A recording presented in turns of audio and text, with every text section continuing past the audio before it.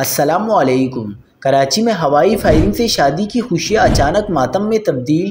شادی کی تقریب میں شریک 17 سالہ لڑکی فاطمہ اپنی زندگی کی سب سے بڑی خوشیوں میں شریک ہونے کے لیے ماموں کے گھر آئی تھی، لیکن چند لمحوں کی لاپرواہی نے اس کی زندگی کا چراغ بجھا دیا۔ کیا آپ حالات حاضرہ سے آگاہی حاصل کرنا چاہتے ہیں؟ خبر کے پیچھے چھپے اصل حقائق جاننا چاہتے ہیں تو ابھی سبسکرائب کیجیے دل پاکستان کو اور ساتھ ہی گھنٹی کے نشان پر کلک کر دیں۔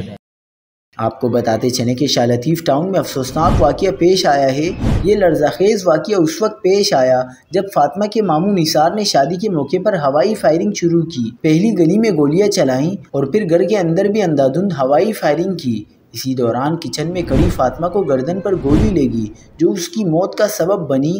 یہ واقعہ صرف ایک گھرانے کی کہانی نہیں بلکہ ہمارے معاشرے کی ایک خطرناک عادت کی عکاسی کرتا ہے۔